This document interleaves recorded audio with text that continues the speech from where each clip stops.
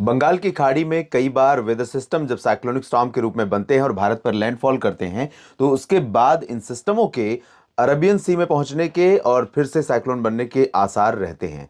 और पिछले साल आपने देखा था साइक्लोन गुलाब यहां पर बना था, ओडिशा के रास्ते गुजरात को पार करने के बाद अरब सागर में पहुंचा था और उसके बाद उसका री इमर्जेंस हुआ था, साइक्लोनिक स्टॉर्म बना था शाहीन।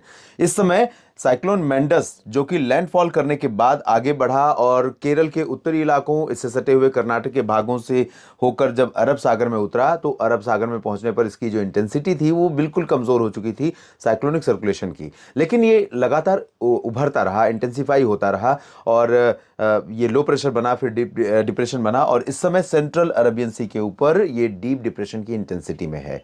भारत के तटों से दूर जा रहा है, लेकिन अभी भी ये गुजरात समेत महाराष्ट्र और मध्य भारत के कुछ इलाकों पर अपना प्रभाव दिखा रहा है। हालांकि वेदर मॉडल लगातार ये इंडिकेट कर रहे हैं कि ये पश्चिमी और उत्तर पश्चिमी दिशा में जाएगा और कमजोर हो जाएगा, यानी अफ्रीका या फिर जो पश्चिमी एशिया का क्षेत्र है, चाहे वो कराची की तरफ जाए या ईरान की तरफ जाए, लेकिन ये कमजोर हो जाएगा बहुत ज्यादा और ये साइक्लोन की इंटेंसिटी तक नहीं पहुंच पाएगा।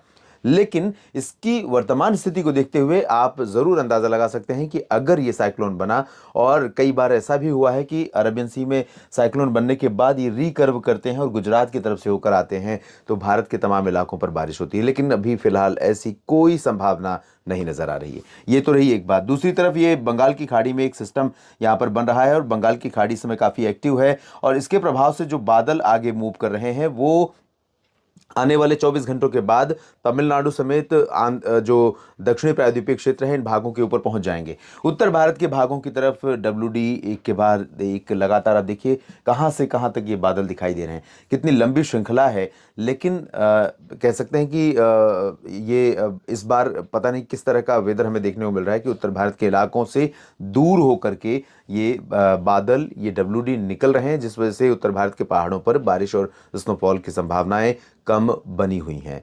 तो आइए जानते हैं कि अगले 24 घंटों में यानी 16 दिसंबर को भारत में किस तरह के मौसम की उम्मीद दिखाई दे रही है।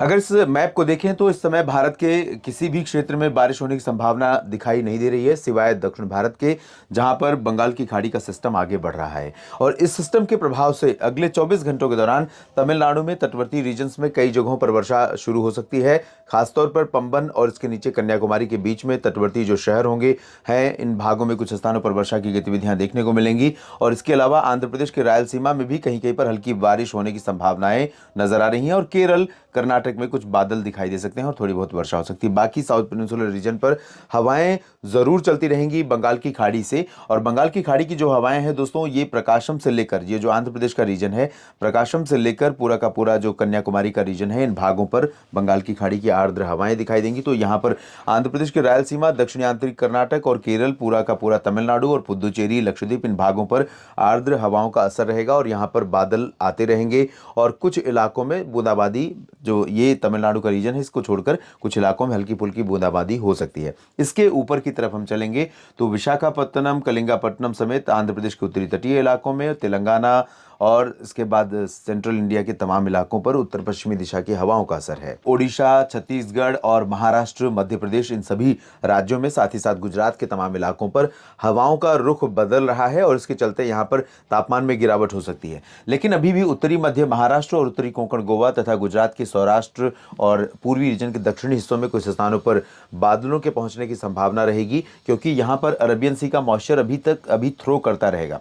तो सुबह के समय यहाँ पर बादल आपको दिखाई दे सकते हैं और कहीं कहीं पर पालघर में, नंदुरबार, धुले, नासिक, जलगांव और इसी तरह से अहमदाबाद से लेकर सूरत के बीच में, सौराष्ट्र में सोमनाथ, वेरावल और राजकोट तथा द्वारका के बीच में कहीं कहीं पर अगर बारिश हो जाए थोड़ी बहुत तो इसको रूल आउट भी नहीं कर सकते। ये सरप्राइज रेन नहीं होगी क्योंकि अभी क्लाउड की श्रृंखला बनी हुई है पूरी उस डिप्रेशन से। तो ये इमीडिएटली ना तो वो कमजोर हो जाएगा और इमीडिएटली ना तो डिस्कनेक्ट हो जाएंगे ये क्लाउड्स। तो ऐसे में कुछ चांसेस यहाँ पर रहेंगे, लेकिन प्रोबेबिलिटी इसकी बहुत कम है, इसलिए मॉडल बिल्कुल भी रूल आउट उसे कर रहा है, बिल्कुल भी इंडिकेट नहीं कर रहा है। मध्य भारत के क्षेत्रों में बाकी जगहों की बात करें तो मध्य प्रदेश के पूर्वी हिस्सों में, पश्चिमी भागों में और छत्तीसगढ़, ओडिशा के भागों में जब उत्तरी दिशा की हवाएं पहुंचेंगी तो इन हवाओं के चलते तापमान और नीचे जाएंगे, मिनिमम टेम्परेचर, मैक्सिमम भले ही ऊपर बने रहेंगे। तो चाहे हम बात अंबिकापुर, रायपुर या फिर बलौदाबाजार, भाटापारा, सुकमा, दंतेवाड़ा, नारायणपुर, कोंडागांव की छत्तीसगढ़ में करें या ओडिशा में राउरकेला, केंदुझार, बालासोर, भद्रक और केंद्रपाड़ा, कटक, पुरी, पारादीप की करें, इन सभी भागों में उत्तरी दिशा की हवाओं का असर होने के चलते मिनिमम गिरेंगे और मैक्सिमम बढ़ेंगे। तो यहाँ पर काफ़ी प्लेजेंटली कूल वेदर होगा। और पूर्वी एमपी में तापमान में गिरावट होने के चलते खजुराहो, सागर, सतना, पन्ना, सीधी, शहडोल, उमरिया, छतरपुर और जबलपुर, मांडला, बालाघाट, होशंगाबाद, छिंदवाड़ा, उसके बाद बैतूल, भोपाल, विदिशा से लेकर गुना, ग्वालियर समेत तमाम जगहों पर तापमान में मिनिमम टेम्परेचर में गिरावट यहाँ पर भी होगी। गुजरात में भी तापमान बाकी जगहों पर गिरेंगे, हालांकि गुजरात में ज़्यादा इफेक्ट इन हवाओं का नहीं रहेगा, अरबियन सी की हवाओं का रहेगा जो आर्द्र होंगी। पूर्वी भारत के क्षेत्रों में ओडिशा के ऊपर झारखंड और बिहार, पश्चिम बंगाल, इन राज्यों में भी उत्तर पश्चिमी दिशा की हवाओं के चलते मिनिमम टेम्परेचर में और गिरावट हो सकती है, जिसके कारण मिनिमम टेम्परेचर नॉर्मल के बिल्कुल करीब पहुंच जाएगा। हो सकता है एक दो जगहों पर मिनिमम से भी नॉर्मल से भी 1-2 डिग्री नीचे पहुंच जाए, 1-8 डिग्री नीचे पहुंच जाए। लेकिन मैक्सिमम टेम्परेचर दोस्तों यहाँ पर दरभंगा, पटना, गया, नवादा, बक्सर, कैमूर और भागलपुर, किशनगंज, अररिया, पूर्णिया से लेकर गोपालगंज के बीच में सभी जगहों पर नॉर्मल से ऊपर रहेगा। और अधिकतम तापमान जब ऊपर रहेगा तो इसी तरह से दुमका, देवघर, रांची, जमशेदपुर, डाल्टनगंज समेत झारखंड में जब ऊपर रहेगा तो दिन में गर्मी महसूस होगी। और दिन में क्योंकि जो सन का ड्यूरेशन है, सूरज जब हमें दिखाई देता है तो पूरे टाइम अगर उसको कोई बाधा, सर्दियों के मौसम में सूरज की रोशनी को हम तक पहुंचने में कोई बाधा नहीं होती, चाहे वो कोहरा हो, धुंध, कुहासा या बादल, तो ऐसे में सूरज की रोशनी जो है उसका जो इम्पैक्ट है वो बढ़ जाता है और वो सुबह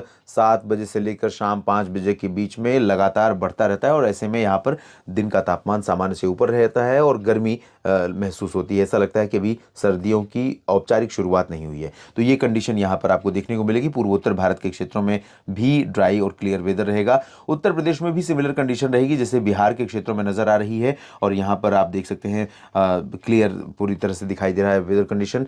कोहरा कुछ इलाकों में जरूर छा सकता है, लेकिन कुछ ही समय के लिए, दोपहर के पहले ही ये आसमान पूरी तरह से साफ रहेगा, धूप चमकती हुई दिखाई देगी।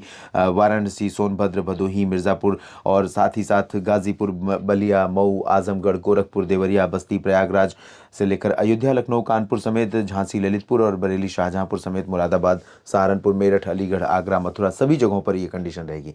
और यही कंडीशन रहेगी राजस्थान में। राजस्थान में पहली बार 2.6 डिग्री सेल्सियस तापमान रिकॉर्ड किया गया है चूरू में, जो कि सामान्य से 4-5 डिग्री नीचे है। और ये कंडीशन यहाँ पर इसलिए आई है क्योंकि ये वो रीजन है जहाँ पर आमतौर पर सर्दियों में सबसे ज़्यादा सर्दी पड़ती है और गर्मियों में सबसे ज़्यादा गर्मी पड़ती है। तो यहाँ पर सबसे पहले तापमान गिरा है। बल्कि अमृतसर की बात करें तो यहाँ पर सामान्य से ऊपर बना हुआ है तापमान, 7 डिग्री 6 डिग्री के आसपास रिकॉर्ड किया जा रहा है, जो 2-3 डिग्री सामान्य से ज़्यादा है। तो पहाड़ों के करीब होने के बावजूद अमृतसर पर इम्पैक्ट कम है ठंडी हवाओं का, लेकिन चूरू में ज़्यादा है। तो ये कंडीशन यहाँ पर रहेगी और अगले आने वाले 2-4 दिनों के दौरान भी यहाँ पर तापमान में बहुत ज़्यादा वृद्धि मिनिमम टेम्परेचर में नहीं होगी। और बाकी अगर हम राजस्थान के बाकी शहरों की बात करें तो बीकानेर, बाड़मेर, जैसलमेर, जोधपुर, जालौर, सिरोही, उदयपुर और डूंगरपुर, प्रतापगढ़, भीलवाड़ा, कोटा, सवाई माधोपुर, जयपुर, अजमेर, अलवर, भरतपुर, इन सभी भागों में भी उत्तर पश्चिमी दिशा की हवाएं चलेंगी। तापमान मिनिमम गिरेगा, मैक्सिमम नॉर्मल के ऊपर ही बना रहेगा। बारिश की उम्मीदें फिलहाल राजस्थान में नहीं है। हरियाणा, पंजाब में भी बारिश की संभावनाएं दिखाई नहीं दे रही हैं। और बात अगर करें हम पर्वतीय इलाकों की तो उत्तराखंड में नैनीताल, पिथौरागढ़ और मसूरी, देहरादून, ऋषिकेश, हरिद्वार से लेकर उत्तरकाशी, चमोली के बीच में सभी जगहों पर क्लियर और ड्राई वेदर। साथ ही साथ हिमाचल प्रदेश में भी शिमला से लेकर चंबा, ऊना, धर्मशाला और लाहौल स्पीति, कुल्लू, मनाली, इन सभी शहरों में तापमान जो है सामान्य के आसपास रहेगा और क्लियर ड्राई वेदर रहेगा। बर्फबारी या बारिश की उम्मीदें नहीं है। जम्मू कश्मीर में भी नहीं है। जम्मू कश्मीर में श्रीनगर में आज सुबह मिनिमम टेम्परेचर सामान्य के आसपास रिकॉर्ड किया गया, जो 0 से 3.5 डिग्री नीचे था। और पर्वतीय इलाकों में गिलगित बाल्तिस्तान से लद्दाख के बीच में भी साफ और शुष्क मौसम रहेगा। यहाँ पर बारिश की संभावना, बर्फबारी की संभावना नहीं है। थोड़े बादल यहाँ पर ज़रूर दिखाई दे सकते हैं। कश्मीर के उत्तरी इलाकों, हिमाचल के उत्तरी इलाकों में भी बादल छाने की संभावना रहेगी। फिलहाल इस वीडियो में भी इतना ही। लगातार बने रहिएगा मौसम तक चैनल के साथ। मेरी नज़र लगातार बनी हुई है हर मौसमी बदलाव पर और आपको अपडेट भी करता रहता हूं। बस आप मौसम तक चैनल से जुड़े रहिए। अगर अभी तक आपने सब्सक्राइब नहीं किया तो ज़रूर कर लीजिए। लाइक और शेयर करना ना भूलें। अपने कमेंट भी दें। अगर आपकी कुछ राय और आपके विचार हैं तो उन्हें हम पढ़ करके कोशिश करते हैं कि मौसम के पूर्वानुमान को आपकी अपेक्षाओं के अनुरूप बनाएं उसे। धन्यवाद।